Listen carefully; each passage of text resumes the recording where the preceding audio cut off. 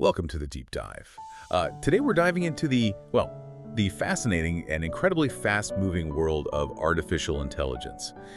We've got these two recent reports from Poe looking at the last year and the beginning of 2025, and they give us a really unique peek into how people are actually using AI models out there. It's much more telling than just standard tests. Absolutely. Yeah, what makes Poe so valuable here is it's this platform, right, where users get access to, I think it's over 100 different AI models now, covers everything, text, images, video, audio. So you get this really direct view of what people actually need, what they're doing with these tools day to day. Right. So our mission today, pretty straightforward.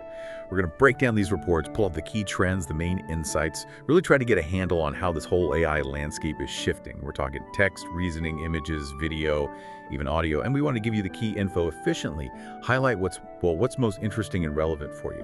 Okay, let's unpack this, starting with text models. What were the big trends, say, late 2024 into early 2025?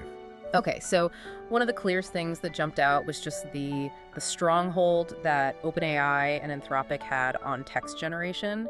Together, their models were handling something like 85% of all the messages on the platform. 85%, wow. Yeah, but what's really interesting is the dynamic within that. Anthropic's usage, it grew really fast through 2024, and by June, when they launched Claude 3.5 Sonnet, the amount of text people were generating with their models was almost the same as OpenAI's. Huh, almost equal. Pretty much neck and neck. So for you listening, this growing competition means really understanding the strengths and weaknesses of these two key players is going to be, increasingly important as you navigate things. That's a huge power shift then. It's not just one company totally dominating. Yeah. It sounds like the pace is just relentless. Newer models come out and immediately overshadow the older ones, like GPT-4 to 4.0, Claude 3 to 3.5. Exactly. It's like a constant upgrade cycle. You see it very clearly. GPT-4 usage drops as GPT-4.0 takes off. Same with the Claude versions. So what does that mean for someone just trying to keep up? It means staying informed about the latest capabilities is pretty crucial. These new models often bring, significant improvements. Speed, accuracy, sometimes whole new kinds of tasks they can handle better. We also saw something quite interesting with open source models. Oh, yeah. DeepSeek R1 and Nashina V3, they gained a noticeable amount of traction. Got up to about 7% of messages at their peak. Okay, 7%. Which, compared to the big two, it's smaller, but for open source, that's a pretty significant achievement. It shows powerful alternatives are emerging. Right. But as we'll see, kind of holding on to that momentum, that can be tough. Definitely a moment for open source there, though. Yeah. What about the other big names? Google's Gemini, how did that family do? Well, Gemini saw some initial growth, through about October 2024, but the reports show a decline after that. And interestingly, during that same time, there was actually an increase in the variety of other official models people were using. So people started exploring more. Seems like it. Suggests users are getting more willing to experiment, look beyond maybe the most famous names. For you, this diversity could mean finding, more specialized models that might be a better fit for whatever specific thing you need to do. Okay. So moving into early mid-2025 then, how did these text model trends keep developing? Well, we kept seeing that rapid shift towards the newest flagships. OpenAI's GPT 4.1 family, Google's Gemini 2.5 Pro, especially noted for coding improvements, they saw really quick adoption. Right. But what's fascinating, during the same period, Anthropic's Claude family actually saw its usage share decrease. Really? After that strong growth earlier? Yeah. It just highlights how incredibly quickly things can pivot, doesn't it? User preferences seem really sensitive to these new model drops. Yeah, okay. It really shows how dynamic it all is. And DeepSeek, what happened after that initial peak you mentioned? Yeah, their usage did fall back from that February high point. It seems like while they showed strong capabilities, keeping that user engagement going when the big players are constantly releasing updates, that's the challenge. Makes sense. And we also saw that same pattern within families continuing. Claude 3.7 Sonnet gained share over 3.5 Sonnet, though interestingly, 3.5 still held on to a pretty notable user base. Okay. Which suggests maybe even small improvements drive users to switch, but a really strong first version can still have staying power. Got it. So a constantly churning text landscape. Good God. Okay, let's shift gears. Let's talk about something getting a lot of buzz. Reasoning models, AI that can really think. Absolutely. This is a really significant trend the reports picked up on. The proportion of text messages going to reasoning models on Poe, It jumped substantially. Went from around 2% up to about 10% in early 2025. 10%, that's a big leap. Huge leap, yeah. And that peak in usage actually lined up pretty well with DeepSeek's initial popularity. Interesting Yeah. connection. Yeah, suggesting maybe their ability to handle more complex, step-by-step thinking might have been a key driver for that early interest. When we say reasoning here, think of it as AI going beyond just spitting out human-like text. It's about actually understanding problems and figuring out solutions. Right, deeper processing. So, who are the main players in this reasoning space? What are the trends there?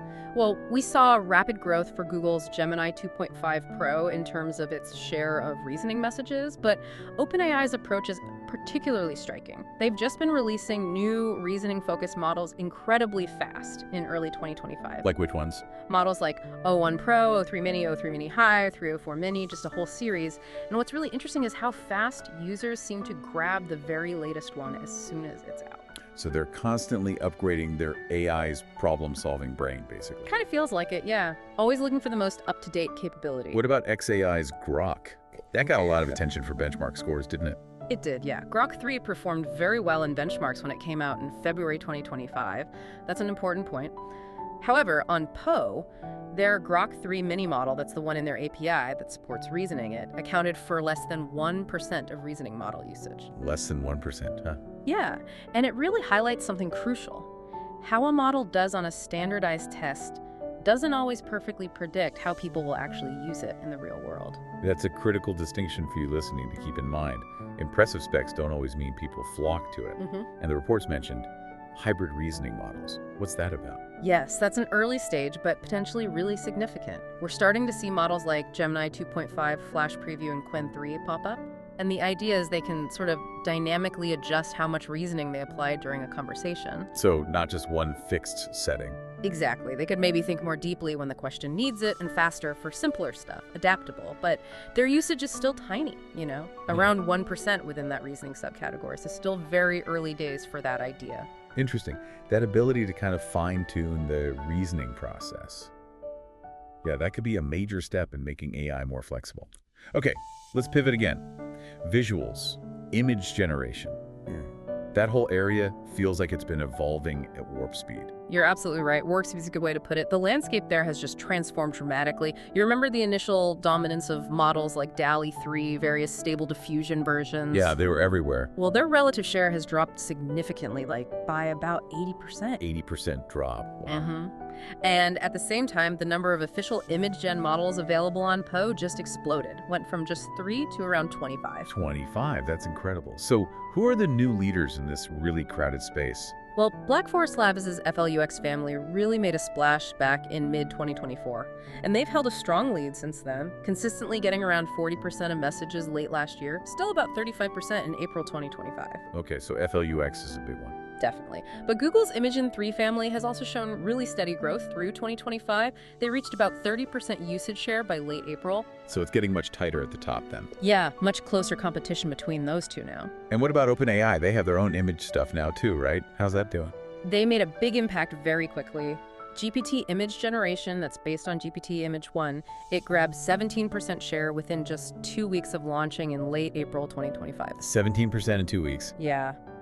That kind of rapid adoption, it really mirrors what we've seen them do in other AI areas, suggests their brand recognition and existing user base give them a huge leg up when they enter a new space like images. It really seems like when OpenAI steps into a ring, they do it with serious force. What about the dedicated image providers like Playground, Ideogram? Are they still in the mix? They are, yeah. They're still in the picture. They've stayed relevant by updating frequently, refining their models. They often cater to users who like their specific styles or features, Right. But collectively, they hold around 10% of the usage share. Yeah. So not leading in sheer volume, but definitely holding a valuable niche. Okay, moving on again, this time to video generation. This feels like an even newer frontier, but it's also creating a lot of excitement. It is newer, but it's expanding incredibly fast. The whole video generation category only really popped up in late 2024. And already, there are over 8 different providers offering models on Poe. 8 providers already. Yeah, that rapid growth really signals a huge interest in AI's ability to actually create video content. Definitely. So who are the main players in this emerging field? Have we seen big shifts there too? Well, Runway launched back in September 2024, and they initially held a pretty strong position. Their share was somewhere between 30% and 50%. Okay. But then Google's Veo 2 came along and quickly became a major contender.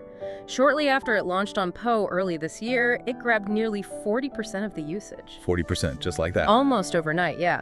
Though it later settled down to around 20% by late April. Still, it shows how quickly a new, compelling model can just shake things up. It's a pretty dramatic entrance. Uh-huh. Sounds like Veo 2 really made an impression.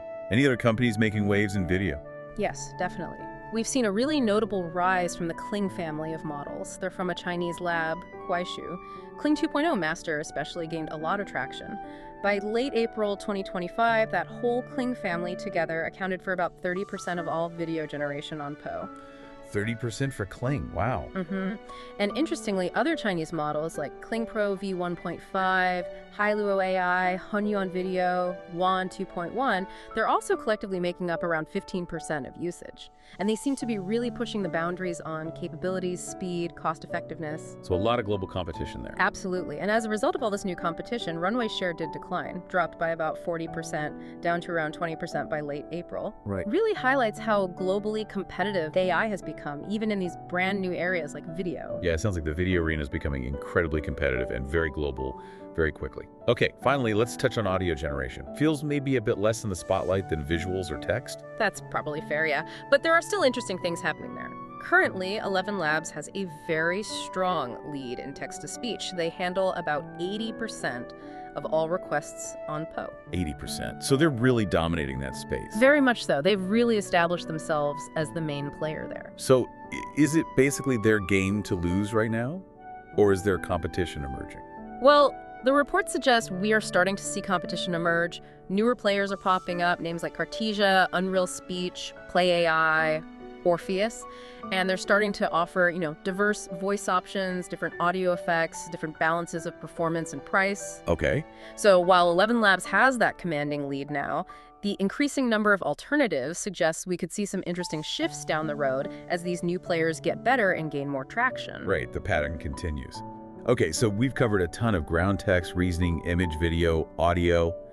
Stepping back, what are the key overarching takeaways from these Poe reports for someone just trying to grasp the big picture of AI right now? I think the biggest takeaway, honestly, is the sheer speed of evolution and the rapidly increasing competition across all these different AI areas. User preferences are incredibly dynamic. A new, more capable model launches, and it can have almost immediate substantial impact on what tools people use. Right. We're seeing that consistently: text, images, video. So for you listening, it means the AI tools you rely on today might be very different in a year, or even just a few months. Staying adaptable is really key. And it feels like some specific areas are becoming these really intense battlegrounds. Absolutely. That sustained growth in reasoning models, that's a key trend to watch. It's clearly becoming a major focus, a major area of competition for the leading AI labs. That ability to actually reason, to problem solve, it's highly valued. Makes sense. And then in multimedia, image and video generation are both heating up significantly. After OpenAI successfully jumped into image gen, it wouldn't surprise me at all if we see a similar kind of breakout moment in video soon. Could really change how we create and consume video. A breakout video model. And like we just said, even in audio, we're seeing those early signs of more competition stirring. So definitely not a stable environment. It's just constantly in flux, full of surprises. It really makes you think, doesn't it? How all these rapid advancements will impact our own lives. How will this growing diversity and specialization of AI models change the way you get information, tackle everyday tasks, manage your routines? That's a really important question for all of us to mull over. It certainly is. The AI toolkit is getting more and more sophisticated, more tailored. Understanding these trends isn't just about knowing what's new, it's about being able to think strategically about how AI can fit into your own work, your own decisions, to maybe boost your productivity or understanding. Well, that was a truly fascinating deep dive into this evolving AI ecosystem. Thank you for breaking down these complex trends so clearly for us. And for you, our listener, we really hope this gave you a valuable, clear perspective on the rapid changes happening in AI right now. If you are interested in seeing these models in action yourself, we definitely recommend exploring platforms like Poe. It's a great way to experience these advancements firsthand, get a real feel for their capabilities. The world of AI continues its incredible journey of evolution, and staying curious is definitely the most important thing you can do.